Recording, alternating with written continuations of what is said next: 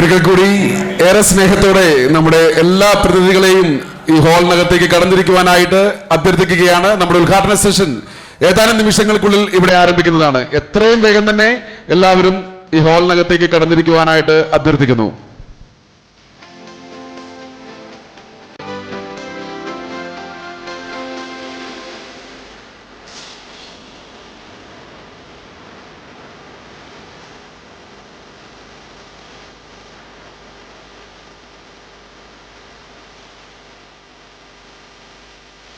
എല്ലാവർക്കും നമസ്കാരം. ഒഴിവാക്കപ്പെട്ടവരുടെ ഭൂരിപക്ഷ കേരളം എന്ന ആപ്തവാക്യം ഉയർത്തിപ്പിടിച്ചുകൊണ്ട് ഇന്നും നാളെയും ഈ ഹാളിൽ ഈ കൊച്ചു കേരളത്തിൽ നടക്കുന്ന വലിയൊരു സമ്മേളനത്തിലാണ് നാം എല്ലാം സാക്ഷികളായിരിക്കുന്നത്. വേദിയിലും സദസ്സിലും എത്തിപ്പെട്ടിരിക്കുന്ന എല്ലാവർക്കും എൻ്റെ വിനീതമായ നമസ്കാരം.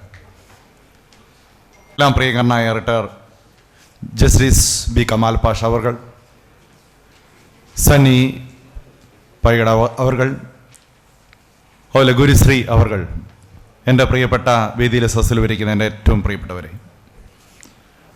നമ്മുടെ അധ്വാനം ലോകത്തെ മുഴുവൻ തീറ്റിപ്പോറ്റുമ്പോഴും അധ്വാനത്തിന് യോജിച്ച പ്രതിഫലം നൽകാതെ ഈ ആധുനിക കാലഘട്ടത്തിൽ അവഗണിക്കപ്പെട്ടവനായും ഒറ്റപ്പെട്ടവനായും കർഷകൻ മാറുമ്പോൾ, ചെറുകിട വ്യവസായികൾ, ചെറുകിട തൊഴിലാളികൾ മാറുമ്പോൾ ഈ അവഗണിക്കപ്പെട്ടവരുടെ എണ്ണം അതിവേഗം വളരുകയാണ്.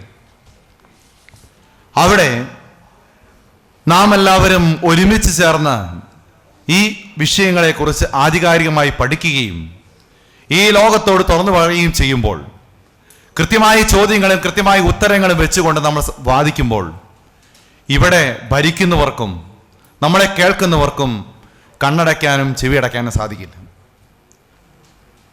പ്രിയപ്പെട്ടവരെ, എൻ്റെ ഉത്തരവാദിത്തത്തിലേക്ക് ഞാൻ കടക്കുകയാണ്. ഇന്നത്തെ ഈ ചടങ്ങിൻ്റെ ഉദ്ഘാടന ചടങ്ങിൻ്റെ യോഗാധ്യക്ഷൻ ശ്രീ ജെയിംസ് വടക്കൻ സാർ. നമുക്കറിയാം, നാം ഇവിടെ ഇരിക്കുന്നുണ്ടെങ്കിൽ, ഈ ഹാളിലായിരിക്കുമ്പോൾ, ഈ മഹാപഞ്ചായത്ത് എന്ന് പറയുന്ന ആശയം രൂപീകരിക്കുന്നത് മുതൽ മനസ്സിൽ വെച്ച് അതിനെ ഈ ഒരു സ്വപ്ന സാക്ഷാത്കാരം ഇവിടെ നടത്തുമ്പോൾ, പ്രിയപ്പെട്ട ജെയിംസ് വടക്കൻ എന്ന് പറയുന്നത് കേരളത്തിൽ വളരെ പരിചിതമായൊരു നാമമാണ്. വലിയ കർഷകനൊന്നും അല്ലായിരുന്നിട്ട് പോലും, ഒരു ബാങ്ക് ഉദ്യോഗസ്ഥനായിരുന്നിട്ട് പോലും, അവഗണിക്കപ്പെട്ടവർക്ക് വേണ്ടി വർഷങ്ങൾക്ക് മുമ്പ് തന്നെ പ്രിയപ്പെട്ട ഡിജോ കാപ്പനോടൊപ്പം വാദങ്ങൾ ഉയർത്തി കേരളത്തിന് പല നിയമങ്ങളും നേടിയെടുത്ത, അല്ലെങ്കിൽ അവഗണിക്കപ്പെട്ടവർക്ക് വേണ്ടി നിയമങ്ങൾ നേടിയെടുത്ത ഒരു വലിയ ഒരു വ്യക്തിത്വമാണ്. നിങ്ങൾക്കറിയാം, എത്രത്തോളം പുസ്തകങ്ങൾ, ലേഖനങ്ങൾ ജെയിംസ് വടക്കനെ കുറിച്ച് പ്രതിപാദിക്കാതെ നമ്മുടെ ഈ ചടങ്ങ് പൂർണ്ണമാകില്ല. വളരെ വലിയൊരു വ്യക്തിത്വമാണ്.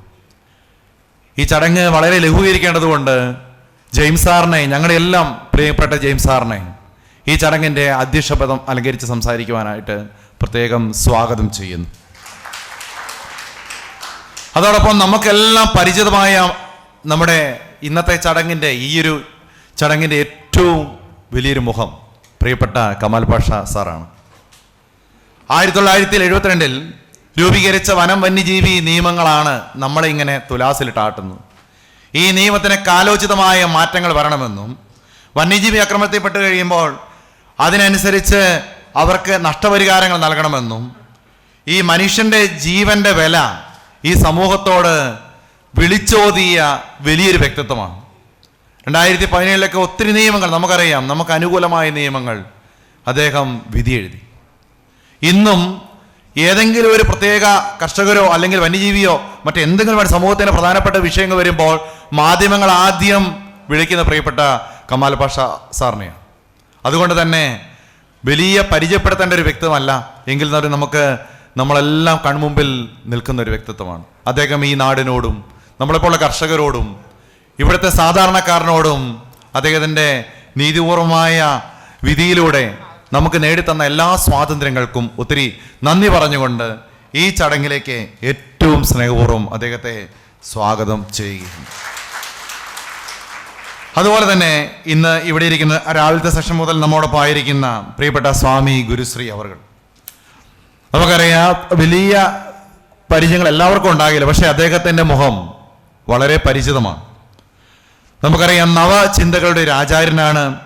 ആയുർവേദവും ആധുനിക ചികിത്സാ രീതിയും നാട്ടുവൈദ്യവും ഒക്കെ ഒത്തുചേർത്തുകൊണ്ടൊരു ചികിത്സാ രീതിയെക്കുറിച്ചൊക്കെ അദ്ദേഹം സ്വപ്നം കണ്ടുകൊണ്ടിരിക്കുന്ന ഒരു കാലഘട്ടം. അദ്ദേഹത്തിന് ജനാധിപത്യവും ഗാന്ധിജിയുടെ സ്വയം പര്യാപ്ത ഗ്രാമങ്ങളെക്കുറിച്ചുള്ള ചിന്താഗതി, അതൊക്കെ നമ്മൾ അദ്ദേഹം സംസാരിക്കും. ഈ കാലഘട്ടത്തിൽ എന്താണ് ഒരു ഗുരു, അദ്ദേഹത്തിൻ്റെ ചിന്തകൾ എന്താണെന്ന് നമ്മുടെ സമൂഹത്തോട് വിളിച്ചു പോകുന്ന പ്രിയപ്പെട്ട ഗുരുശ്രീ അവരുടെ സാന്നിധ്യം വളരെ ഈ ചടങ്ങിനെ ഏറ്റവും മാറ്റുകൂട്ടുന്നു. പ്രിയപ്പെട്ട ഗുരുശ്രീ അവരെ ഏറ്റവും സ്നേഹത്തോടെ ഈ വേദിയിലേക്ക് സ്വാഗതം ചെയ്യുന്നു. അതുപോലെ തന്നെ വന്യജീവി ആക്രമണത്തിനെതിരെ സംസ്ഥാനതല കർഷക സ്വരാജ് സമരമൊക്കെ നടത്തുന്ന പ്രിയപ്പെട്ട ഡെമോക്രസിയുടെ ഒക്കെ വലിയ സാരഥിയായിട്ടുള്ള പ്രിയപ്പെട്ട സണ്ണി പൈകട സാർ, നമുക്കെല്ലാവർക്കും പൊതുസമൂഹത്തിൽ വലിയ പരിചയമായ മുഖമാണ്. അദ്ദേഹം ചെയ്തുകൊണ്ടിരിക്കുന്ന സേവനങ്ങൾ നമുക്കെല്ലാം ഇന്നല്ലെങ്കിൽ നാളെ വലിയ ഉപകാരമായി മാറുമെന്നുള്ള ഒരു സത്യമാണ്. പ്രിയപ്പെട്ട സണ്ണി സാറിനെയും ഏറ്റവും സ്നേഹത്തോടെ ഈ ചടങ്ങിലേക്ക് സ്വാഗതം ചെയ്യുന്നു. ഈ ചടങ്ങിൽ എത്തിച്ചേരേണ്ട കുറച്ച് അനവധി വ്യക്തിത്വങ്ങളുണ്ട്. ഒരുപക്ഷെ യാത്രയിലായിരിക്കാം, ഇവിടെ എത്തിപ്പെടും. തീർച്ചയായും ഇവിടെ സന്നിഹിതരാകാൻ പോകുന്ന ആ വ്യക്തികളെല്ലാം സ്വാഗതം ചെയ്യുന്നു. അതോടൊപ്പം ഏറ്റവും സ്നേഹത്തോടെ ഈ ചടങ്ങ് ഇത്ര മനോഹരമാക്കാൻ ഒരുമിച്ച് പരിശ്രമിക്കുന്ന എൻ്റെ പ്രിയപ്പെട്ട എല്ലാ നന്മ നിറഞ്ഞ മനസ്സുകൾക്കും സുസ്വാഗതം ഊതിക്കൊണ്ട് എൻ്റെ ഔദ്യോഗിക കർത്തവ്യം ഞാൻ അവസാനിപ്പിക്കുന്നു. Jai Kisan, Jai Bharat. Thank you. Shri James Vadakkan, save Western Ghats people ഫൗണ്ടേഷന്റെ ചെയർമാൻ, 40 വർഷമായി പഠന ഗവേഷണ മേഖലകളിലെ സജീവ സാന്നിധ്യം. പശ്ചിമഘട്ടത്തിന്റെ പ്രശ്നങ്ങൾ പരിഹരിക്കുവാനായിട്ട് നിരവധി ലേഖനങ്ങളും പഠനങ്ങളും കേസുകളും സമ്മർദ്ദങ്ങളും ചെലുത്തി അദ്ദേഹം മുന്നോട്ട് പോകുന്നു. ഈ മഹാപഞ്ചായത്തിന്റെ നെടുന്തൂടുകൂടിയായ ശ്രീ ജെയിംസ് വടക്കൻ അവരുടെ കർഷക സുഹൃത്തുക്കളെ, ഇപ്പോൾ തന്നെ നമ്മൾ ലേറ്റായിട്ടാണ് ഓടുന്നത്. അതുകൊണ്ട് ഞാൻ ഒരു 2 മിനിറ്റ് കൊണ്ട് എൻ്റെ അധ്യക്ഷ പ്രസംഗം അവസാനിപ്പിക്കുന്നതാണ്. 1988 തുടങ്ങി ഞാനും ഡിജോ കാപ്പനും കൂടെ ബാലാസ്ഥാനമാക്കി സെൻറ്റർ ഫോർ കൺസ്യൂമർ എഡ്യൂക്കേഷൻ എന്നുള്ളൊരു പൊതുതാൽപര്യ സംഘടന 36 വർഷമായിട്ട് പ്രവർത്തിച്ചു.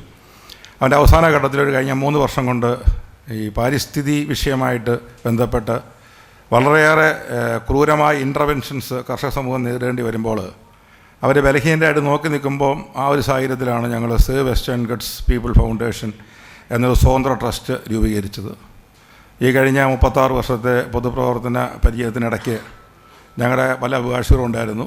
അതിലൊരു അഭിഭാഷകനാണ് നിങ്ങൾക്ക് അറിയാവുന്ന അഡ്വക്കേറ്റ് ജോൺസൺ മനിയാനി. അപ്പോൾ അദ്ദേഹം ഒരു പ്രാവശ്യം പറഞ്ഞു, വിളക്ക ഇത് കണ്ടില്ലേ, ഇത് നമ്മുടെ കമൽ പാഷ സാർ എഴുതിയൊരു ജഡ്ജ്മെൻറ്റാണ് വന്യജീവി സംഘർഷത്തെ പറ്റി. സത്യത്തിൽ നിങ്ങൾക്കറിയുമെന്ന് എനിക്കറിയില്ല. എന്തായാലും കേരളത്തിലെയും ഇന്ത്യയിലെയും വന്യജീവി സംഘർഷ വിഷയങ്ങളിലെ ഒരു ലാൻഡ്മാർക്ക് ജഡ്ജ്മെൻറ്റാണ് കമൽ പാഷ സാറിൻ്റെ ജഡ്ജ്മെൻറ്റ്. ഞാൻ മനസ്സിലാക്കിയത് സത്യത്തിൽ ആ റിട്ട് പെറ്റീഷൻ്റെ പ്രയറിൽ പോലും പറയാത്ത കാര്യങ്ങൾ ഒരു കർഷക സ്നേഹി എന്ന നിലയിൽ കമൽ പാഷ സാറിൻ്റെ സ്വന്തമായ ഇൻട്രസ്റ്റ് എടുത്ത് എഴുതിയ ജഡ്ജ്മെൻറ്റിനകത്ത് വനത്തിനകത്താണ് വന്യമൃഗം ഉണ്ടായിരിക്കേണ്ടതെന്നും വന്യമൃഗം വനത്തിന് പുറത്തിറങ്ങിയാൽ അതിൻ്റെ ഉത്തരവാദിത്വം അതിനെ സംരക്ഷിക്കേണ്ടവർക്കാണെന്നും അതുമൂലം നഷ്ടമുണ്ടായാൽ അതിൻ്റെ പൈസ കൊടുക്കാനുള്ള ഉത്തരവാദിത്വം സ്റ്റേറ്റിനുണ്ടെന്നും പറഞ്ഞ് എഴുതിയ ഒരു വിധിന്യായം അതിപ്പോഴും മാറാതെ നിൽക്കുകയാണ്. എന്ന് പറഞ്ഞാൽ അയലോക്കത്തെ പട്ടി നമ്മളെ കടിച്ചാൽ ആ പട്ടി ഉടമസ്ഥനാണ് അതിൻ്റെ ഉത്തരവാദി എന്നും നമ്മൾ കോമണായിട്ട് പറയുന്നതിൻ്റെ ഒരു വലിയ വിശാലമായ അർത്ഥമാണ് സാറ് പറഞ്ഞത്. അങ്ങനെ പറയുകയാണെങ്കിൽ മോട്ടോർ വെഹിക്കിൾ ആക്സിഡൻറ്റ് ക്ലെയിംസ് ട്രൈബ്യൂണലിൽ 1 കോടിയും 1.5 കോടിയൊക്കെ കൊടുക്കുന്ന പോലെ തന്നെ കിട്ടാൻ അർഹതയുള്ള സമൂഹമാണ് നമ്മുടേത്. അപ്പോൾ അങ്ങനെ ഈ സമൂഹത്തിലേക്ക് അത്ര ഉദാത്തമായ ഒരു ജഡ്ജ്മെൻറ്റ് സാറിൻ്റെ മനസ്സിലെ കർഷക ഹൃദയം ആണ് എഴുതിച്ചത് എന്നതുകൊണ്ട് തന്നെ ഈ കർഷക മഹാപഞ്ചായത്തിൻ്റെ ഉദ്ഘാടനത്തിന് കമൽ പാഷ സാർ മാത്രമാണ് ഉചിതമായ വ്യക്തിത്വം എന്ന് ഞാൻ പേഴ്സണലായിട്ട് വിശ്വസിക്കുന്നു. ഇതൊന്നും ഒരു ഭംഗിവാക്കല്ല, പലപ്പോഴും നമ്മൾ പറഞ്ഞ് പലർക്കും ഇഷ്ടപ്പെടുകയല്ല. ഇപ്പം ഞാൻ എല്ലാവരും പറയാറുണ്ട്, നിങ്ങൾ എന്നെ വിളിച്ചു. ഞാനിത് സത്യത്തിൽ എൻ്റെ ഈ 36 വർഷത്തെ പൊതുപ്രവർത്തനത്തിനിടയ്ക്ക് ആദ്യത്തെ എൻ്റെ ഒരു പൊതുവേദിയാണ്. ഞാൻ വേദി പങ്കെടുക്കാറില്ല, വേദി പങ്കെടുക്കുകയില്ല. നിർബന്ധപൂർവ്വം സേവ് വെസ്റ്റേൺ ഗാർഡ്സ് ഫൗണ്ടേഷൻ്റെ ചെയർമാനെ സ്ഥാനം അലങ്കരിക്കുന്നത് കൊണ്ട് താങ്കൾ ഈ കസേര ഇരിക്കണം എന്ന് പറഞ്ഞുകൊണ്ട് മാത്രമാണ് ഞാൻ ഇരിക്കുന്നത്. ഞാൻ വേദി പങ്കിടുന്ന ആളല്ല, ഞാൻ ഫോട്ടോ നിൽക്കുന്ന ആളുമല്ല. പക്ഷെ ഒരു കാര്യമുണ്ട്, ഇന്ന് ഈ ഇത്രയും കർഷക സംഘടനകൾ 111 കർഷക സംഘടനകളെ നമ്മൾ പങ്കെടുപ്പിക്കാൻ ശ്രമിച്ചു. ഞാൻ പറഞ്ഞല്ലോ, മതരാഷ്ട്രീയ സംഘടനകളെ ഒഴിവാക്കിയുള്ള സ്വതന്ത്ര കർഷക സംഘടനകളാണ് 111 കർഷക സംഘടനകളുടെയും പേര് നമ്മളിന്ന് ഉച്ചയ്ക്ക് പ്രസിദ്ധീകരിക്കുന്ന നമ്മുടെ സമീപ രേഖയുടെ അകത്തുണ്ട്. അവരെല്ലാം വിളിച്ച് തിരുവനന്തപുരം തുടങ്ങി കണ്ണൂർ, കാസർഗോഡ് വരെയുള്ള ആൾക്കാരെ വിളിച്ചുകൂട്ടി ഇങ്ങനെ ഒരു സ്റ്റാൻഡേർഡ് മഹാപഞ്ചായത്ത് നടത്തണം എന്ന് വന്നപ്പോൾ എന്തായിരുന്നു അതിൻ്റെ തീം എന്നൊരു ചോദ്യം ഉണ്ടായി. ആ തീമിലാണ് ഇതിൻ്റെ ഏറ്റവും വലിയ ഡൈനാമിറ്റ് കിടക്കുന്നത്, ഒഴിവാക്കപ്പെട്ടവരുടെ ഭൂരിപക്ഷ കേരളം. അപ്പോൾ ആരാണ് ഒഴിവാക്കപ്പെട്ടവർ എന്ന ചോദ്യം ഉണ്ടായി. അതിന് നമ്മളൊരു സാമ്പത്തിക തീസിസ് എടുത്തു. എല്ലാവരും പറയുന്ന കേരളത്തിലെ ആളോഹരി വരുമാനം 1,50,000 രൂപയാണ്. ഈ ആളോഹരി വരുമാനം എന്ന് പറഞ്ഞാൽ നമ്മളങ്ങനെയാണല്ലോ സ്റ്റാൻഡേർഡൈസ് ചെയ്യുന്നത്. അപ്പോൾ ഒരാൾക്ക് ഒരു വർഷം 1,50,000 രൂപ കിട്ടണം. 12 കൊണ്ട് ഹരിച്ചാൽ 15,000 രൂപ കിട്ടണം. 30 ദിവസം കറച്ചാൽ ഒരു ദിവസം 500 രൂപ കിട്ടണം. വളരെ സിമ്പിളാണ്. 500 രൂപ കിട്ടാത്തവനൊക്കെ ഒഴിവാക്കപ്പെട്ടവരുടെ കൂട്ടത്തിലാണ്.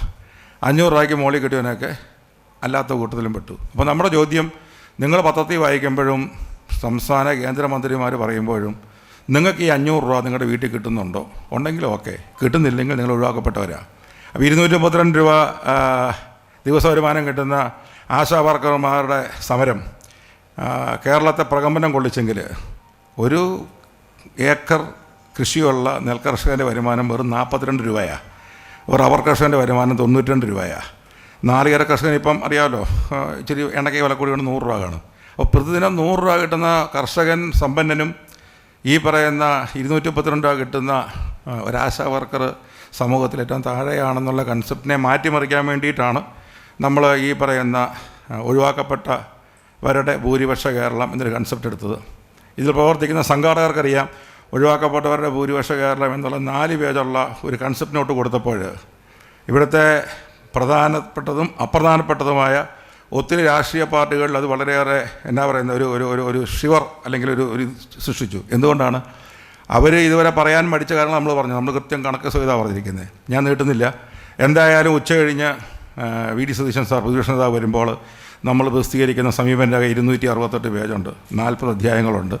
അതിനകത്ത് എല്ലാം അടങ്ങിയിട്ടുണ്ട്. അതുകൊണ്ട് ഞാനിപ്പോൾ നിങ്ങളോട് പറയേണ്ട കാര്യമില്ല. അതുകൊണ്ട് ഈ ഒരു കർഷക പഞ്ചായത്ത് ഇത്ര വിശാലമായി സംഘടിപ്പിക്കാനായിട്ട് മുന്നോട്ടുന്ന എല്ലാ കർഷക സംഘടനകളെയും, അതിലുപരി ഏറെ ത്യാഗം സഹിച്ച തിരുവനന്തപുരം തുടങ്ങി കാസർഗോഡ് വരെയുള്ള എല്ലാ കർഷക സുഹൃത്തുക്കളെയും, കർഷക സുഹൃത്തുക്കളല്ല കേട്ടോ, ഇതിനകത്ത് പട്ടികജാതി വിഭാഗത്തിൽപ്പെട്ടവരുണ്ട്, മറ്റു സമുദായങ്ങളിൽപ്പെട്ടവരുണ്ട്, എല്ലാവരും ഒഴിവാക്കപ്പെട്ടവർ എന്ന് പറയുമ്പോൾ എല്ലാവരും ഒരുമിച്ചു. അതിനകത്ത് മതവർഗ ജാതി ചിന്തകളൊന്നുമില്ല. വരുമാനം മാത്രമാണ് വർഗം. ഞാൻ അങ്ങനെയാണ് കാണുന്നത്. എല്ലാവരും വർഗീയത എന്ന് പറയും, ഒറ്റ വർഗീയത ഇവിടെ ഉള്ളൂ. എനിക്ക് ഈ 500 കിട്ടുന്നുണ്ടോ അതോ കിട്ടുന്നില്ലയോ? ഞാൻ സമൂഹത്തിലെ താഴെക്കട കിടക്കുന്നവനാണോ? ആർട്ടിഫിഷ്യൽ ഇൻ്റലിജൻസ് വന്നിട്ടും ഇന്ന് വരെ 1 മണി നെല്ല് ഉണ്ടാക്കാൻ ആരെ കൊണ്ട് സാധിച്ചിട്ടില്ല. ഒരു കുപ്പി പാല് ആർട്ടിഫിഷ്യൽ ഉണ്ടാക്കാൻ സാധിച്ചിട്ടില്ല. അതുണ്ടാക്കണമെങ്കിൽ ഇവൻ വഴിയൊന്നും ഉണ്ടാക്കണം. അപ്പോൾ ഈ അടുത്ത നാളിൽ ഒരാൾ പറഞ്ഞു, ഏലത്തോട്ടം കാർഡമം ഹിൽ റിസർവ് വേണ്ടെന്ന് വെക്കണമെന്ന് പറഞ്ഞ ഒരു ഉന്നതാധികാര സമിതിയുടെ ആൾ വന്നിട്ട് ചോദിച്ചത്, നമുക്കൊരു ചെറിയ ഏലക്കാ ചായ കിട്ടുമെന്ന് ഹോട്ടലിൽ ചോദിച്ചത്. അപ്പോൾ ഏലക്കാ ചായ വേണം, ഏലം പാടില്ല. അപ്പോൾ ഞാൻ നിർമ്മിക്കുന്നില്ല. ഇതാണ് നമ്മുടെ കൺസെപ്റ്റ്. അതുകൊണ്ട് ഇതിൽ പങ്കെടുത്ത എല്ലാവരും ഇത് കൂടുതൽ ഊർജ്ജസ്വലതയോടെ മുന്നോട്ട് കൊണ്ടുപോകാനായിട്ട് അവർ പ്രതിദാനം ചെയ്യുന്ന കർഷക സംഘടനകൾ മുന്നോട്ട് പോകണമെന്നും, Save Western Ghat People Foundation എന്ന് പറയുന്ന ഒരു സമര സംഘടനയല്ല, ഇത് കൂട്ടി ഒരു വലിയ കർഷക നടത്താൻ പോകുന്ന ഒരു സംഘടനയല്ല, അതൊരു നിയമ പഠന പോരാട്ട വേദി മാത്രമാണ്. നിങ്ങളെ സഹായിക്കുക എന്നുള്ള ഒരു ഏക ഉദ്ദേശം മാത്രമേ ഉള്ളൂ. അതുകൊണ്ട് സേവ് വെസ്റ്റേൺ ഗട്ട് ഫൗണ്ടേഷൻ അല്ല ഇതിൻ്റെ സംഘാടകർ, ഇതിനെ ഒന്ന് ക്രോഡീകരിച്ചെന്ന് മാത്രമേ ഉള്ളൂ. അപ്പോൾ എല്ലാ സംഘടനകളും അതാത് പ്രവർത്തന മേഖലകളിൽ ശക്തരായി ഇതൊരു വലിയ മുന്നേറ്റമായിട്ട് മാറണമെന്ന് മാത്രം പറഞ്ഞുകൊണ്ട് ഞാൻ എൻ്റെ വാക്കുകൾ അവസാനിപ്പിക്കുന്നു. നന്ദി, നമസ്കാരം.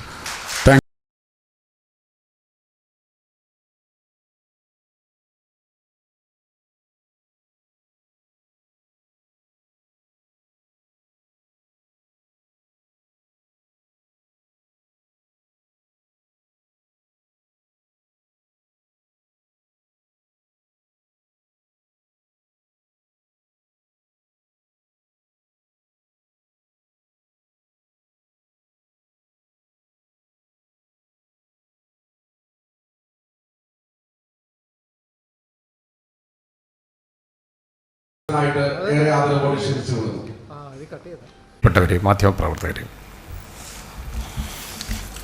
ഇന്നിപ്പോൾ നമ്മളെ മനുഷ്യനും വന്യജീവികളും തമ്മിലുള്ള സംഘർഷം, അതേപോലെ വന്യജീവി നിയമം, വന നിയമം തുടങ്ങിയുള്ള കാര്യങ്ങളൊക്കെ നമ്മളിവിടെ ചർച്ച ചെയ്തുകൊണ്ടിരിക്കുകയാണ്. പക്ഷേ അതിലൊക്കെ ഇന്ന് വലിയ കോൺഫ്ലിക്റ്റ് നടക്കുന്നത് ഇന്ത്യയും പാകിസ്ഥാനും തമ്മിലാണ്. ആ ഒരു ഓർമ്മയുടെ ഒരു ബലത്തിൽ വേണം, അതിൻ്റെ ഒരു അടിസ്ഥാനത്തിൽ വേണം നമ്മളിതൊക്കെ ഇന്ന് ചർച്ച ചെയ്യാൻ. യഥാർത്ഥത്തിൽ നല്ലൊരു കാലാവസ്ഥയല്ല, എല്ലാവരും ബുദ്ധിമുട്ടുന്ന ഒരു സമയമായിട്ട് മാറും. ഇവിടെ ശ്രീ ജെയിംസ് പടക്കം പറഞ്ഞു എനിക്ക് കർഷക മനസ്സുണ്ടെന്ന് പറഞ്ഞു. യഥാർത്ഥത്തിൽ സത്യമാണ്. എൻ്റെ കാരണം ഞാനൊരു കൃഷിക്കാരൻ തന്നെ ആയിരുന്നു നേരത്തെ. എൻ്റെ പിതാവ് ഒരു അധ്യാപകനായിരുന്നെങ്കിൽ പോലും വലിയ കൃഷിക്കാരനായിരുന്നു. ഏതാണ്ടൊരു 7 ഏക്കറോളം നിലം മാത്രം ഉണ്ടായിരുന്നു, ഇത് നമ്മുടെ പാഡി ഫീൽഡ്. പക്ഷേ അതൊക്കെ പിന്നെ അങ്ങ് കൊണ്ട് നടന്നു എന്നുള്ളതേ ഉള്ളൂ. എനിക്ക് തന്നെ 2 ഏക്കർ ഉണ്ടായിരുന്നു. ഞാൻ പിന്നെ അവസാനം ആദ്യമൊക്കെ ഒരുപാട് നഷ്ടം സഹിച്ച് കൃഷിയൊക്കെ നടത്തി. പിന്നെ അത് നോക്കാനും ഒന്നും പറ്റാതെ വന്നപ്പോഴത്തേക്ക് അത് അവിടെ അതുപോലെ ഇട്ടു. ഇപ്പം അത് ആരൊക്കെ കൊണ്ടുപോയെന്ന് ചോദിച്ചാൽ എനിക്കറിഞ്ഞൂടാ. കുറേയൊക്കെ വിറ്റു, ബാക്കി ആരാണ്ടൊക്കെ കയ്യിലിരിപ്പുണ്ട്. കാരണം എനിക്ക് പിന്നെ സമയമൊന്നും കിട്ടിയിട്ടില്ല. അതുപോലെ തന്നെ റബ്ബർ ഉണ്ടായിരുന്നു. റബ്ബർ അവസാനം നല്ല രീതിയിൽ റബ്ബർ കൃഷി ചെയ്തു, എല്ലാം വന്നു കഴിഞ്ഞപ്പോൾ പിന്നെ അവസാനം ഏതാണ്ട് ഒരു ലാസ്റ്റ് സ്റ്റേജ് വന്നപ്പോഴത്തേക്ക് ആ ടാപ്പറിന് കൊടുക്കാനുള്ള പണം അതിൽ നിന്ന് കിട്ടുന്നില്ല എന്ന് കണ്ടപ്പോൾ അത് കളഞ്ഞു, അത് വിറ്റു. അതാണ് സംഭവിച്ചേക്കുന്നത്.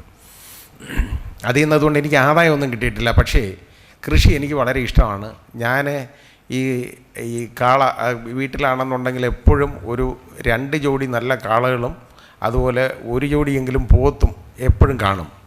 അപ്പോൾ ഇതിനെയൊക്കെ ഈ നിലത്തിൽ ഇതിനെയൊക്കെ പൂട്ടുന്നതിനും അതുപോലെ മരമടിക്കുമൊക്കെ ഞാൻ തന്നെ ഇറങ്ങിയിട്ടുണ്ട്. ഞാൻ ഒരുപാട് ഇറങ്ങിയിട്ടുള്ളതാണ് പഠിച്ചുകൊണ്ടിരിക്കുമ്പോൾ. LLBക്ക് പോയി കഴിഞ്ഞതിന് ശേഷം പിന്നെ അതിന് സമയം കിട്ടാത്തതുകൊണ്ട് അതങ്ങ് നിർത്തി ഞാൻ. പക്ഷേ അതിൻ്റെ ഒരു ആരോഗ്യമാണ് എനിക്കിപ്പോഴും ഉള്ളത് കേട്ടോ. ഞാൻ ഈ മരമടിക്കൊക്കെ ഞാൻ ഓടാനും ഒക്കെ മരമടി മഹോത്സവത്തിനൊക്കെ ഞാൻ പോയിട്ടുണ്ട്, വീട്ടിലെ കാളയും കൊണ്ട് പോയിട്ടുള്ളതാണ്. അപ്പോൾ അതൊക്കെ ഒരു നല്ല കാലമായിട്ടാണ് എനിക്ക് തോന്നി. അതെല്ലാം കഴിഞ്ഞു പോയി. ഇനി ഇവിടെ ഒഴിവാക്കപ്പെട്ടവരെക്കുറിച്ച് ഇവിടെ സംസാരിച്ചു. ഒഴിവാക്കപ്പെടുന്നവരാരാണ് കേരളത്തിൽ എന്ന് ചോദിച്ചു കഴിഞ്ഞാൽ ആദ്യമായിട്ട് ഞാൻ പറയുന്നത് അതായത് നമ്മുടെ ആദിവാസി സമൂഹം. അവരാണ് ഏറ്റവും നമ്പർ 1 ഒഴിവാക്കപ്പെടുന്ന സമൂഹം എന്ന് പറയുന്ന അവരാണ്. രണ്ടാമത് ഞാൻ പറയുന്നത്, എല്ലാവരും പറയും അല്ലെന്ന്, നമ്മുടെ പട്ടികജാതി പട്ടികവർഗ വിഭാഗത്തിൽപ്പെടുന്ന നമ്മുടെ സഹോദരങ്ങളാണ് ഒഴിവാക്കപ്പെടുന്ന 2ാമത്തെ വിഭാഗം. ഇതോടൊപ്പം കിടപിടിക്കുന്നതാണ് നമ്മുടെ 3ാമത്തെ വിഭാഗം, അത് യഥാർത്ഥത്തിൽ കർഷക സമൂഹം. ഒരു സംശയമില്ലാത്ത കാര്യമാണ്. ഈ ഒരുപാട് പ്രശ്നങ്ങളാണ് ഈ കർഷകർ നേരിടുന്നത്. മറ്റവരുടെ കാര്യമെന്ന് പറഞ്ഞാൽ ഇപ്പോൾ ഈ വന്യജീവി അത് മനുഷ്യനും വന്യജീവികളുമായിട്ടുള്ള കോൺഫ്ലിക്റ്റ്, ആ സംഘർഷത്തിൽ ഏറ്റവും കൂടുതൽ അനുഭവിക്കുന്ന ആദിവാസി സഹോദരങ്ങളാണ്. അപ്പോൾ എത്ര പേരെ ആന എവിടെ കൊല്ലുന്നത്?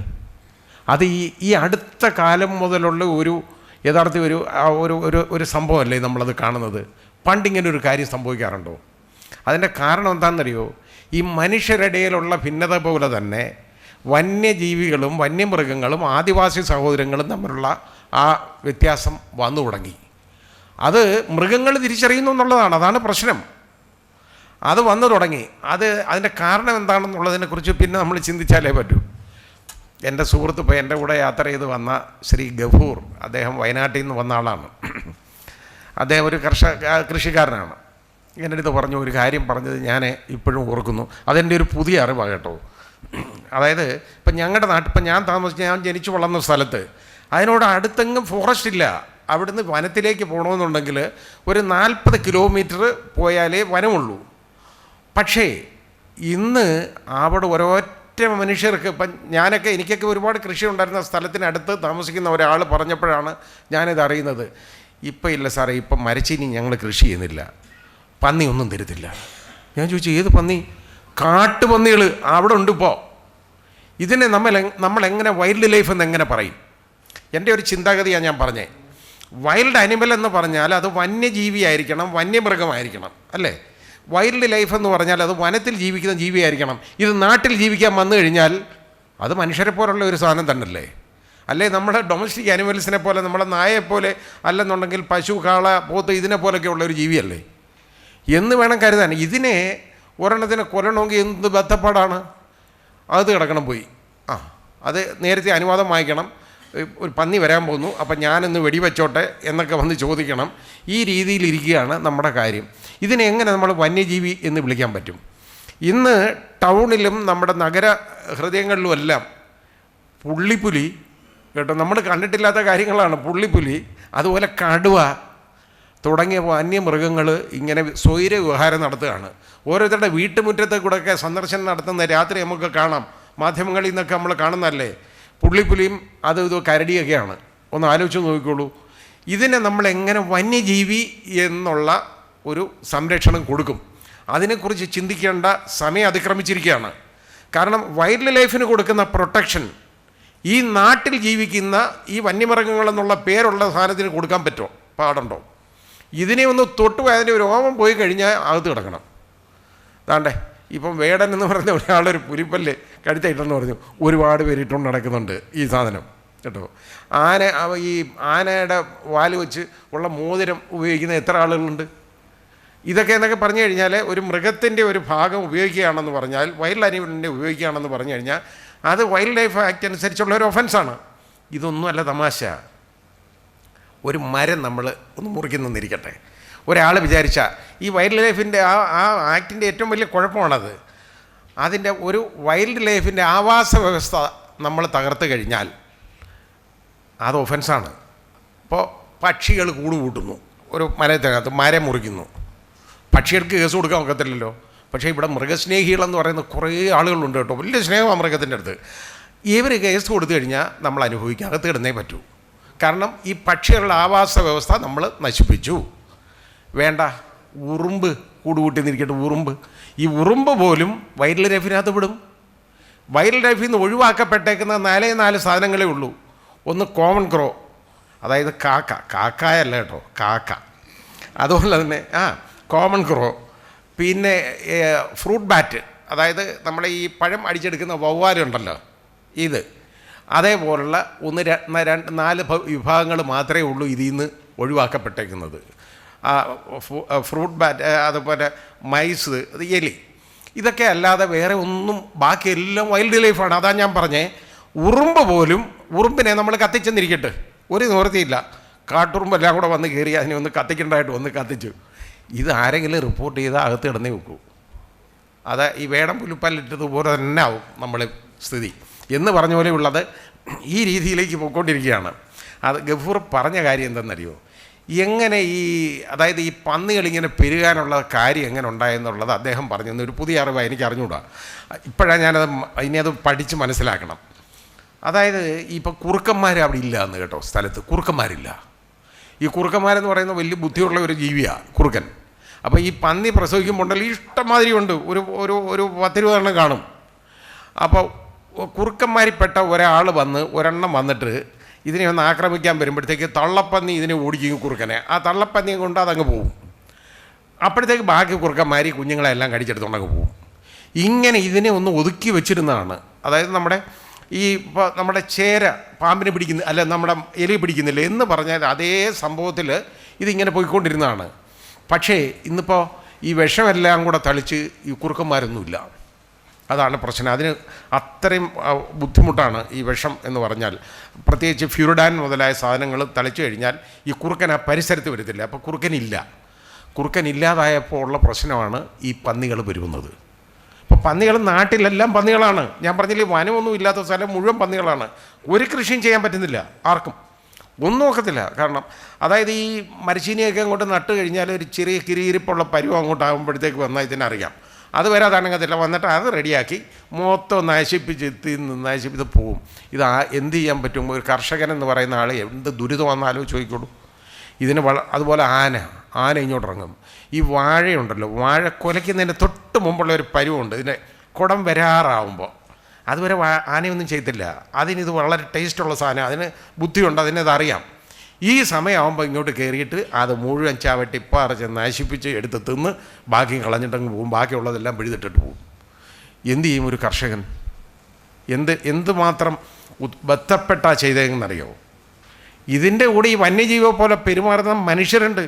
ഒരാൾ ഈ അടുത്ത സമയത്ത് ഒരു പരാതിയും കൊണ്ട് വന്നുകൊണ്ടാണ് ഞാൻ പറഞ്ഞത്. അയാൾ ഇതേപോലെ മരച്ചീനി നട്ട് കേട്ടോ.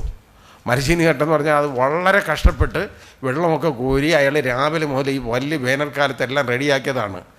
ഇതേപോലെ അത് അങ്ങോട്ട് ആ മരച്ചീനി ശരിയായി വന്ന സമയമായപ്പോഴത്തേക്ക് ഏതോ സാമൂഹ്യ വിരുദ്ധന്മാർ കയറി ഏതാണ്ട് 50 സെൻറ്റിലെയാണ് ഒരു പാവപ്പെട്ട മനുഷ്യൻ ഈ 50 സെൻറ്റിലെ മുഴുവൻ മരച്ചീനികളും നശിപ്പിച്ചിട്ട് പോയി പിഴുതിട്ട്. അയാൾ പറയുന്ന ഒരു ചോദ്യമുള്ളൂ, സാറേ ഇത് അവർ തിന്നാൻ വേണ്ടി ചെയ്തെങ്കിൽ എനിക്ക് വിഷമമില്ലായിരുന്നു. കാരണം ഇതിങ്ങനെ കളഞ്ഞു പോയാലും ഞാൻ ഇത്രയും കഷ്ടപ്പെട്ടതാണ്. അവർ ഈ ബുദ്ധിമുട്ട്.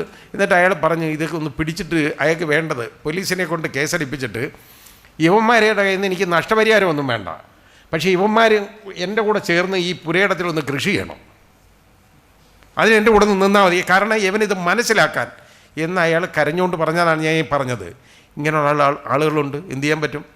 പിന്നെ ഈ ഞാൻ പറഞ്ഞ പോലെ വന്യജീവികൾ ഇപ്പോൾ ഇങ്ങനെ ഇറങ്ങല്ലേ, ഇറങ്ങിക്കഴിഞ്ഞപ്പോൾ നേരത്തെ ഒരു കേസിൻ്റെ കാര്യം പറഞ്ഞു കേട്ടോ.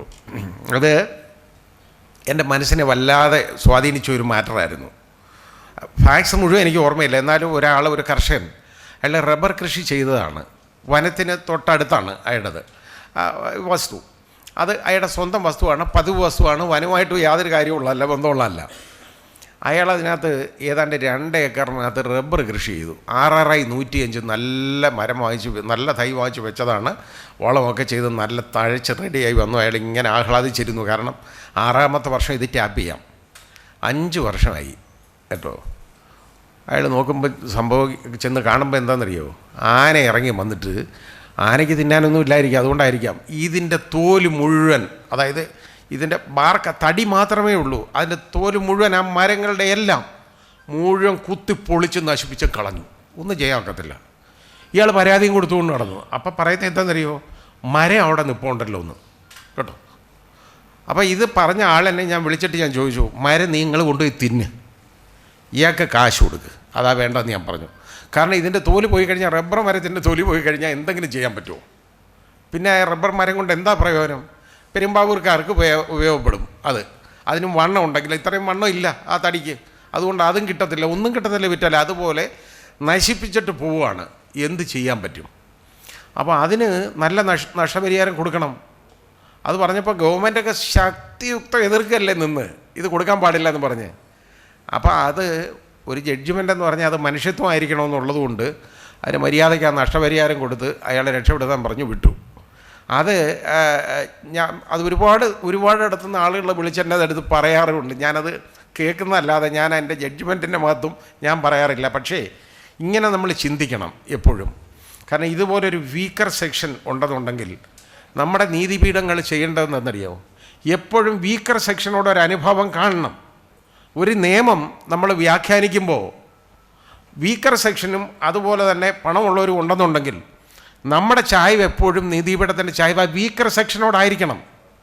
ഒഴിവാക്കപ്പെടുന്ന സമൂഹം ഉണ്ടെങ്കിൽ ഉള്ളപ്പോൾ നമ്മുടെ നിയമം നമ്മൾ വ്യാഖ്യാനിക്കുന്നത് എപ്പോഴും ഈ ഒഴിവാക്കപ്പെട്ടവന് വേണ്ടിയായിരിക്കണം. അങ്ങോട്ടൊന്ന് ഒരു ചായ്വ് വേണം. അതിന് തെറ്റൊന്നുമല്ല, അത് അനീതിയല്ല, അതാണ് നീതി. ഇല്ലെങ്കിൽ നീതി എവിടെ ഉണ്ടാവും? പണമുള്ളവന് കാശ് കൊടുത്ത് നീതി വാങ്ങിക്കാൻ പറ്റും. ഈ പാവം ഒന്നുമില്ലാത്തവൻ എന്തോ ചെയ്യും? ഒന്ന് ആലോചിച്ച് നോക്കിക്കോളൂ. ഇപ്പം ചിലപ്പോൾ നമ്മൾ ചിന്തിക്കാറുണ്ട്, നമ്മൾ ജയിലിൽ കിടക്കുന്ന ജീവപര്യന്തം തടവ് ശിക്ഷ അനുഭവിക്കുന്ന ആളുകൾ നമ്മളൊന്ന് പോയി കാണണം.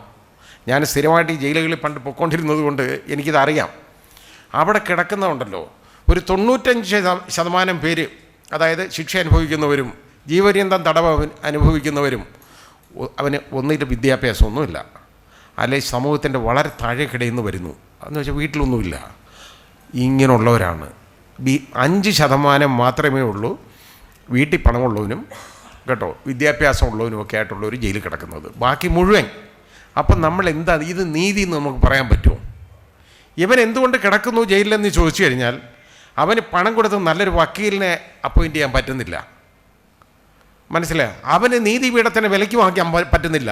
നമ്മൾ പച്ച മലയാളത്തിൽ പറഞ്ഞ് നമ്മൾ കണ്ടതല്ലേ, കോടികളല്ലേ ഓരോരുത്തരുടെ വീട്ടിലൊക്കെ കിടന്ന് കത്തിപ്പോകുന്നത് കേട്ടോ. എന്നാൽ അപ്പം ഞാൻ ആലോചിച്ചടാ, അവൻ്റെ വീട് അറിയാമായിരുന്നെങ്കിൽ അതിൽ നിന്ന് പോയി കുറേ ഇഞ്ഞ് വാരിക്കൊണ്ട് വന്ന് പാവങ്ങൾക്കൊക്കെ കൊടുക്കാമായിരുന്നല്ലോ ഒന്ന്. ഇത് കത്തിച്ചു പോവല്ലേ, എന്നിട്ട് എൻ്റെതല്ല, കാരണം ആണെന്ന് പറയാം, ആണെന്ന് പറയാൻ പറ്റത്തില്ലല്ലോ എന്ന് പറഞ്ഞേക്കാൻ ഞാൻ വെച്ചിട്ടില്ല. അത് പറഞ്ഞത് എനിക്ക് അറിയാവുന്നത് ഒരു വലിയൊരു എക്സിക്യൂട്ടീവ് എഞ്ചിനീയർ, അയാൾ ചിലപ്പം അത് പറഞ്ഞാലൊക്കെ CR-നൊക്കെ അറിയാവുന്നതുകൊണ്ട് ഞാൻ ആളുടെ പേര് പറയുന്നില്ല. എക്സിക്യൂട്ടീവ് എഞ്ചിനീയറുടെ വീട്ടിൽ അയാൾ ഇത് റിട്ടയർ ചെയ്ത് അങ്ങോട്ട് തുടങ്ങിയതുള്ളൂ. അത് കഴിഞ്ഞ് വലിയൊരു ഉദ്യോഗത്തിലൊക്കെ വേറെ കയറി. അങ്ങനെ പിടിപാടുള്ളവർക്ക് വേറെ ജോലികൾ ഒരുപാട് കിട്ടുമല്ലോ. കയറി കഴിഞ്ഞപ്പോൾ അയാളുടെ വീട് പെയിൻ്റ് അടിക്കാനായിട്ട് ആളുകൾ വന്നെല്ലാം ഒന്ന് റെഡിയാക്കി നോക്കി. ആ മുറ്റത്ത് നോക്കിയപ്പോൾ എന്തോ ഒരു ചെറിയൊരു വ്യത്യാസം പോലെ കണ്ട് അതിലൊരു ദിവസം പോയി ഇതൊന്ന് മാന്തി നോക്കിയപ്പം 5 ലക്ഷം രൂപ. ഇത് ഇപ്പോഴൊന്നുമല്ല, ഒരു 10-25 വർഷം മുമ്പുള്ള കാര്യമാണ് ഞാനീ പറയുന്നത്. 5 ലക്ഷം രൂപ അവിടെ കിട്ടി. അയ്യോ സാറേ, ദാണ്ടേ ഇങ്ങനൊരു സാധനം ഇവിടെ കിട്ടി, അതിൽ നിന്ന് വല്ലതും അയാൾക്ക് കിട്ടുമല്ലോ എന്ന് വിചാരിച്ചാൽ അയാൾ ഇത് കൊണ്ട് കൊടുത്ത്. എൻ്റെതല്ല, കാരണം അവൻ ബുദ്ധിയുള്ളവരെ അതുകൊണ്ട് അകത്ത് കിടക്കാൻ വയ്യ. എൻ്റെതല്ല, ഇതെൻ്റെതല്ല, എനിക്കറിഞ്ഞൂടാ. ഇവിടെ നിന്നൊന്നും വരത്തില്ല. അവർക്ക് കിട്ടി എന്തായാലും 5 ലക്ഷം രൂപ, അങ്ങനെ ഒരു ഗുണമുണ്ടായി. ഇത് ഞാൻ പറഞ്ഞ ഇതുപോലെ ചെയ്തേക്കുന്ന ആളുകളുണ്ട് ഒരുപാടെണ്ണം. അവരൊക്കെ ഈ പാവങ്ങളെ ഒന്ന് സഹായിക്കാൻ ഈ വാങ്ങിക്കുന്നത്. നമ്മളിവിടെ ഈ പിടിക്കപ്പെടുന്ന ആരാ? പണ്ടാണ് ഈ 100 രൂപ കൈക്കൂലി വാങ്ങിക്കുന്ന വില്ലേജ് ഓഫീസർമാർ അകത്താവും. ഇതാ സംഭവിച്ചുകൊണ്ടിരുന്നത്. എല്ലാം അവരെ നോക്കിയിരിക്കും. വില്ലേജ് ഓഫീസർമാർ തന്നെ നോക്കും, പുറകെ നടന്ന് നോക്കും. അവരെ കിട്ടാൻ എളുപ്പമാണ്. പോണ്ടല്ലോ ഒന്ന് കേട്ടോ. അപ്പോൾ ഇത് പറഞ്ഞ ആളെന്നെ ഞാൻ വിളിച്ചിട്ട് ഞാൻ ചോദിച്ചു, മരം നിങ്ങൾ കൊണ്ടുപോയി തിന്ന്, ഇയാൾക്ക് കാശ് കൊടുക്കുക, അതാ വേണ്ടെന്ന് ഞാൻ പറഞ്ഞു. കാരണം ഇതിൻ്റെ തോല് പോയി കഴിഞ്ഞാൽ, റബ്ബർ മരത്തിൻ്റെ തൊലി പോയി കഴിഞ്ഞാൽ എന്തെങ്കിലും ചെയ്യാൻ പറ്റുമോ? പിന്നെ റബ്ബർ മരം കൊണ്ട് എന്താ പ്രയോജനം? പെരുമ്പാവൂർക്കാർക്ക് ഉപയോഗപ്പെടും. അതിനും വണ്ണം ഉണ്ടെങ്കിൽ, ഇത്രയും വണ്ണം ഇല്ല ആ തടിക്ക്, അതുകൊണ്ട് അതും കിട്ടത്തില്ല, ഒന്നും കിട്ടത്തില്ല, വിറ്റാൽ അതുപോലെ നശിപ്പിച്ചിട്ട് പോവുകയാണ്. എന്ത് ചെയ്യാൻ പറ്റും? അപ്പോൾ അതിന് നല്ല നഷ്ടപരിഹാരം കൊടുക്കണം. അത് പറഞ്ഞപ്പോൾ ഗവൺമെൻറ്റൊക്കെ ശക്തിയുക്തം എതിർക്കല്ലേ നിന്ന്, ഇത് കൊടുക്കാൻ പാടില്ല എന്ന് പറഞ്ഞ്. അപ്പോൾ അത് ഒരു ജഡ്ജ്മെൻ്റ് എന്ന് പറഞ്ഞാൽ അത് മനുഷ്യത്വമായിരിക്കണമെന്നുള്ളത് കൊണ്ട് അതിന് മര്യാദയ്ക്ക് ആ നഷ്ടപരിഹാരം കൊടുത്ത് അയാളെ രക്ഷപ്പെടുത്താൻ പറഞ്ഞു വിട്ടു.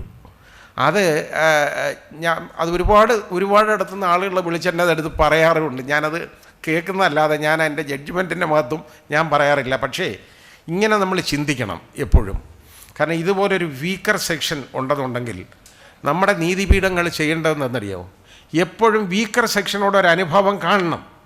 ഒരു നിയമം നമ്മൾ വ്യാഖ്യാനിക്കുമ്പോൾ വീക്കർ സെക്ഷനും അതുപോലെ തന്നെ പണമുള്ളവരും ഉണ്ടെന്നുണ്ടെങ്കിൽ നമ്മുടെ ചായ്വ് എപ്പോഴും നീതിപീഠത്തിൻ്റെ ചായ്വ് വീക്കർ സെക്ഷനോടായിരിക്കണം. ഒഴിവാക്കപ്പെടുന്ന സമൂഹം ഉണ്ടെങ്കിൽ ഉള്ളപ്പോൾ നമ്മുടെ നിയമം നമ്മൾ വ്യാഖ്യാനിക്കുന്നത് എപ്പോഴും ഈ ഒഴിവാക്കപ്പെട്ടവന് വേണ്ടിയായിരിക്കണം.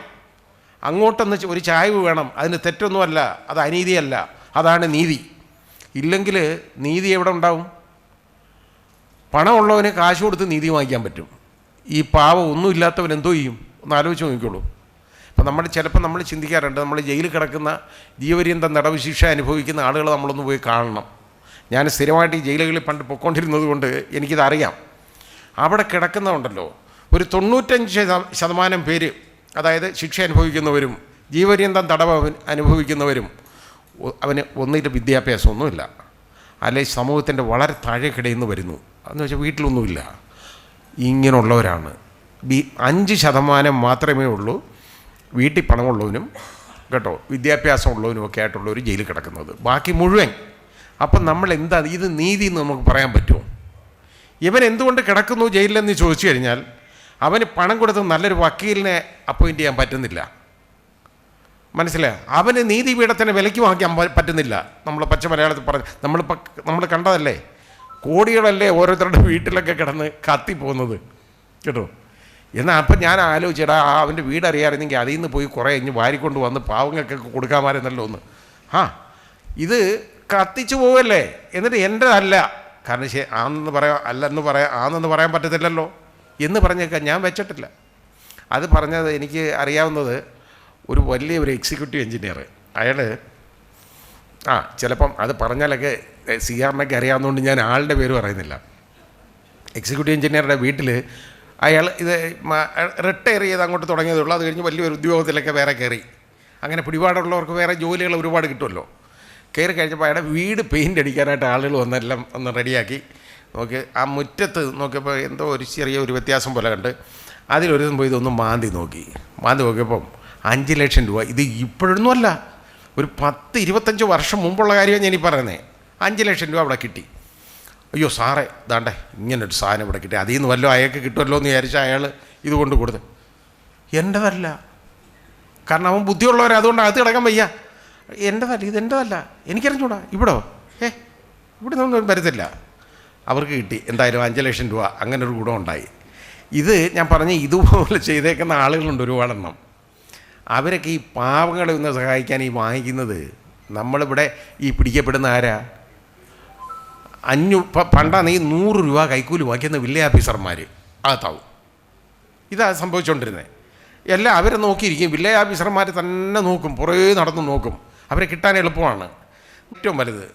പിന്നെ ഈ ഇലക്ട്രിസിറ്റി ബോർഡൊക്കെ ലൈൻമാന്മാരും അതുപോലുള്ള ആളുകളൊക്കെ ഉണ്ടല്ലോ, ഈ കണക്ഷൻ കൊടുക്കുന്നതിനൊക്കെ, അതിനും വല്ലതും 10-100 രൂപ ചിലപ്പം മനസ്സോടുകൂടി കൊടുത്തിട്ട് ഇവന് ഇഷ്ടമില്ലെങ്കിൽ നേരെ ചൂണ്ടി കാണിച്ചു കൊടുത്ത് പിടിപ്പിക്കും. അങ്ങനെയുണ്ട്. അപ്പോൾ ഇത് വന്നിട്ട് ഞാൻ പറഞ്ഞ് ഇവിടെ കോടിക്കണക്കിന് അടിച്ചുകൊണ്ട് പോകുന്നവന്മാരുടെ കേസില്ല, പിന്നെ അന്ന് ഈ 100 രൂപയുടെ കേസ് ഇറങ്ങിപ്പോകാൻ പറഞ്ഞിട്ടുണ്ട്. അപ്പം ഞാൻ വിട്ടിട്ടുണ്ട്, സത്യമാണ്. ചിലപ്പോൾ അത് നിയമവും നീതിയൊന്നും അല്ല ഞാൻ പറയുന്നത്, പക്ഷേ ധാർമ്മിക രോഷമാണ് എനിക്കുണ്ടാകുന്നത് അതിന് ആ കാര്യത്തിനകത്ത്. എന്ന് പറഞ്ഞ പോലാണ് നമുക്ക് ഈ ഒഴിവാക്കപ്പെട്ടവരുണ്ടല്ലോ അവരെ കൂടെ ഒപ്പം എപ്പോഴും നമ്മൾ നിൽക്കണം. ഈ കളക്റ്റീവ് ബാർഗനിങ് എന്നുള്ള പ്രിൻസിപ്പിൾ നമ്മൾ മറന്നുപോയി. ട്രേഡ് യൂണിയൻ പ്രസ്ഥാനങ്ങളുടെ ഏറ്റവും കാതലായ തത്വമാണ് കളക്റ്റീവ് ബാർഗനിങ്. അത് മറന്നുപോയി. ആ മറന്നുപോയതിൻ്റെതാണ് ഇന്നത്തെ കർഷകർ അനുഭവിക്കുന്ന ഈ ദുരിതം, ആദിവാസി സമൂഹം അനുഭവിക്കുന്ന ദുരിതം. അതിൻ്റെ കാരണം എന്താ? ഇവർക്ക് കോർഡിനേറ്റ് ചെയ്യാൻ ആരുമില്ല. പക്ഷേ ഹരിയാനയിലും പഞ്ചാബിലും നമ്മൾ കണ്ടല്ലോ, കർഷകർ ഒന്നിച്ചു കഴിഞ്ഞപ്പോൾ ഒരു ഗവൺമെൻറ് പോലും മുട്ടുകുത്തി അവരുടെ മുമ്പിൽ. അത് നമ്മൾ കണ്ടതാണ്. നിയമങ്ങൾ പാർലമെൻറ്റ് പാസ്സാക്കി എന്ന് പറയപ്പെടുന്ന നിയമങ്ങൾ അത് കീറി കാറ്റിൽ പറത്താൻ പറ്റി. അതെന്താ കാര്യം? കളക്റ്റീവ് ബാർഗെയിനിങ്ങിൻ്റെ ശക്തിയാണ്. ഈ ശക്തി വേണം. നമുക്ക് 111 സംഘടനകൾ ഉണ്ടെന്ന് ഇവിടെ വിളിച്ചിട്ടുണ്ടെന്ന് പറഞ്ഞു പ്രതിനിധികളെ. എല്ലാവരും ഒന്ന് ഒരുമിക്കണം കേട്ടോ. ഒരു രാഷ്ട്രീയം മതി, അതായത് ഭാരതം. ഒരു മതം മതി, അതും ഭാരതം എന്ന് ആദ്യം ഒന്ന് ചിന്തിക്കുക. അപ്പോൾ പിന്നെ ആ മനപ്രയാസം അങ്ങ് മാറും. എല്ലാവർക്കും എല്ലാവരെയും സഹായിക്കാൻ പറ്റും. ഈ ഒരു കാഴ്ചപ്പാട് വേണം നമുക്ക് മുന്നോട്ട് ജീവിക്കാൻ. ഈ കർഷകരെന്ന് പറയുന്ന മഹാത്മാഗാന്ധി ഗ്രാമങ്ങളിലാണ് ഇന്ത്യയുടെ ഹൃദയം എന്ന് പറഞ്ഞില്ലേ? അതെന്താ പറയാൻ കാര്യം? കർഷകരുള്ള ഗ്രാമങ്ങളിലാണ്, കർഷകരിലാണ് ഇന്ത്യയുടെ ഹൃദയം. പക്ഷേ ഇന്ന് ഈ കർഷകർക്ക് എന്തെങ്കിലും കിട്ടുന്നുണ്ടോ? യഥാർത്ഥത്തിൽ ഈ സർക്കാർ ഏറ്റവും കൂടുതൽ അംഗീകരിക്കുകയും സഹായിക്കുകയും സംരക്ഷിക്കുകയും ചെയ്യേണ്ടത് കർഷകരെയാണ്. അതിൻ്റെ കാരണം കർഷകരിലൂടെ മാത്രമേ ഉള്ളൂ നമ്മുടെ നാടിന് ഉയർച്ച ഉണ്ടാകുന്നത്. ഇല്ലെങ്കിൽ വെറും യാന്ത്രികമായ ഉയർച്ചയല്ലേ നമുക്കുണ്ടാകുന്നത്. ഉപഭോക്തൃ സംസ്കാരത്തിലേക്ക് നമ്മളങ്ങ് മാറുകയാണ്. കർഷക സംസ്കാരം നമ്മളങ്ങ് മറന്നു പോകുന്നു. ഇന്ന് ഇവിടെയുള്ള കർഷകർ എല്ലാം പോകുന്നത് മറ്റ് പല സ്റ്റേറ്റുകളിലാണ്. ഗഫൂർ പറഞ്ഞപ്പോഴാണ് ഞാൻ അറിയുന്നത്. അദ്ദേഹം വയനാട്ടിൽ കൃഷി ചെയ്തുകൊണ്ടിരുന്ന ആൾ ഇപ്പം കർണാടകയിലാണ് കൃഷി ചെയ്യുന്നത്. അവിടെ നല്ലതാണ്, ഒരു കുഴപ്പമില്ല, എന്തെങ്കിലും കിട്ടും. പിന്നെ അതിൽ നിന്ന് ജാർഖണ്ഡിൽ പോയി ഇഞ്ചി കൃഷി നടത്തുന്ന ഒരുപാട് മലയാളികളുണ്ടെന്ന് അദ്ദേഹം പറഞ്ഞപ്പോഴാണ് ഞാൻ മനസ്സിലാക്കുന്നത്.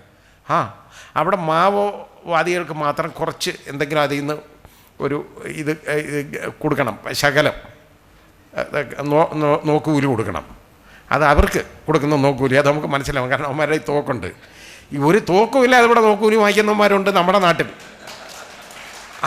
അപ്പം ഞാൻ ചിന്തിച്ചതേ ഉള്ളൂ. കാരണം മാവോവാദികൾക്ക് ശകലം കൊടുത്താലും കുഴപ്പമില്ല. കാരണം അവർ ഒരുപാട് ആദിവാസി സമൂഹങ്ങളിൽപ്പെട്ടവരാണ്, അവർക്കൊന്നും ഇല്ലാത്തവരാണ്. അവരുടെ കാര്യം അഡ്രസ്സ് ചെയ്യാനും ഇവിടെ ആരും ഇല്ലാത്തത് കൊണ്ടാണ് അവർ മാവോവാദികളായത്. അത് ആദ്യം മനസ്സിലാക്കണം. അപ്പോൾ അവരെ ഓടിച്ചിട്ട് വെടിവെച്ച് കൊല്ലുമ്പോൾ ആലോചിക്കണം, ഇങ്ങനെ ജനസമൂഹമുണ്ട്. അവരെ നിയമത്തിൻ്റെ മുമ്പിൽ കൊണ്ടുവരുന്നതിന് പകരം ചെയ്യുന്നത് എന്താണ്? അവരെ കണ്ടു കഴിഞ്ഞാൽ ഉടനെ വെടിവെച്ച് കൊല്ലുക. ഇതാ ചെയ്യുന്നത്. അത് ഏത് നിയമമാണ് നമ്മുടെ രാജ്യത്ത്? ഇങ്ങനൊരു നിയമമുണ്ടോ?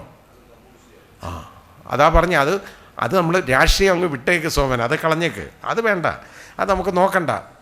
ഏത് രാഷ്ട്രീയക്കാരായാലും ഇങ്ങനെയൊക്കെ തന്നെ ചെയ്യുന്നത്. അതുകൊണ്ട് അതിന് വ്യത്യാസമൊന്നും ഞാൻ കാണുന്നില്ല. ഏതായാലും ശരി, ഈ അവഗണിക്കപ്പെട്ട ഒഴിവാക്കപ്പെട്ട ഈ സമൂഹങ്ങൾക്ക് വേണ്ടി ഇങ്ങനൊരു മുദ്രാവാക്യത്തോടു കൂടി ഇങ്ങനൊരു ഒരു സംരംഭം, ഒരു സമ്മേളനം നടത്താൻ, അതും ചർച്ച, ഈ വിഷയങ്ങൾ, കാതലായ പ്രശ്നങ്ങളെല്ലാം ചർച്ച നടത്താൻ ഇതുപോലെ തുനിഞ്ഞ നിങ്ങൾക്കെല്ലാവർക്കും എൻ്റെ അഭിവാദ്യങ്ങൾ. കാരണം ഇനി ഇത് കൂടണം. കാരണം നമ്മളിതിങ്ങനെയുള്ള കാര്യങ്ങൾ അഡ്രസ്സ് ചെയ്യണം. ഇത് അഡ്രസ്സ് ചെയ്യാത്തതാണ് പ്രശ്നം. പിന്നെ എല്ലാവരും ഒന്ന് ഒരുമിക്കണം, അതാണ് ആദ്യം ചെയ്യേണ്ടത്. ഈ ഒഴിവാക്കപ്പെട്ടവരെന്ന് പറയുന്നവരുണ്ടല്ലോ, ആ സമൂഹം, അവർ ഒന്നാണെങ്കിൽ അവർക്ക് വലിയ ശക്തിയാണ്. ഇല്ലെങ്കിലോ ഒരു ശക്തിയില്ല. ബധിരകർണങ്ങളിലേക്ക് മാറും നമ്മുടെ കരച്ചിൽ. അങ്ങനെ ആകരുത്. എല്ലാവർക്കും ഈ ശക്തി കിട്ടണം, അതിനു വേണ്ടി യത്നിക്കണം. എല്ലാവിധ ആശംസകളും. ഞാൻ കൂടുതൽ സമയം മാറ്റുന്നില്ല. കാരണം ഇന്നലെ രാത്രി 2 മണിയായി. ഞാൻ ഒരു ഉദ്ഘാടനത്തിനൊരിടത്ത് പോയതാണ്. അത് കഴിഞ്ഞ് രാത്രി 2 മണിക്ക് ഞാൻ വലിയ ദീർഘയാത്രയും കഴിഞ്ഞ് എത്തിയതാണ്. അതെനിക്ക് പോകാൻ നിവൃത്തിയില്ലാത്തതുകൊണ്ട് വന്നതാണ്. ഒരു നല്ല മനുഷ്യൻ ഒരു വലിയ കാര്യം ചെയ്തു. ഒരു സ്പോർട്സ് സിറ്റി, ഒരു കുഗ്രാമത്തിലൊരു സ്പോർട്സ് സിറ്റി സ്ഥാപിക്കുകയാണ്. അയാൾ പോയി ഉണ്ടാക്കിക്കൊണ്ട് വന്ന ഏതാണ്ട് 14 കോടി രൂപ ചിലവാക്കി ചെയ്തേക്കുന്നതാണ് 8 ഏക്കർ സ്ഥലത്ത്. ആരെങ്കിലും ചെയ്യുമോ? അത് വന്ന് വിളിച്ചപ്പോൾ എനിക്ക് പോകാതിരിക്കാൻ തോന്നിയില്ല. കാരണം ഇങ്ങനൊരു സംരംഭം ഞാൻ കണ്ടിട്ടില്ല നമ്മുടെ നാട്ടിൽ. അത് നടക്കുകയാണിപ്പോൾ. അതിന് പോയിട്ട് വന്ന് ഏതാണ്ട് 1:30-2 മണിയായി വന്നപ്പം. അത് കഴിഞ്ഞ് ഇന്ന് എനിക്ക് വരാൻ പറ്റുന്നില്ല. നാളെ ഒരു പ്രോഗ്രാമുണ്ട്. ഇനി ഇതെല്ലാം കൂടെ ആയപ്പോഴത്തേക്ക് ആകെപ്പഴേ ഞാൻ ക്ഷീണിതനാണ്. പിന്നെ നിങ്ങൾ ഇത് കേട്ട് ക്ഷീണിച്ചിരിക്കുകയായിരിക്കും. അതുകൊണ്ട് ഞാൻ നിങ്ങളെ കൂടുതൽ ഉപദ്രവിക്കുന്നില്ല. എല്ലാവിധ നന്മകളും നിങ്ങൾക്കൊക്കെ ആശംസിക്കുകയാണ്. ഈ സംഘടനകളെല്ലാം ഒന്നായിട്ടങ്ങോട്ട് മാറട്ടെ. ആ ബലം നമ്മളൊന്ന് കാണിക്കണം. അതാണ് വേണ്ടത്. പഞ്ചാബിലെയും ഹരിയാനയിലെയും കർഷകരെ ഒന്ന് ഓർത്ത് നോക്കൂ. അത് മതി.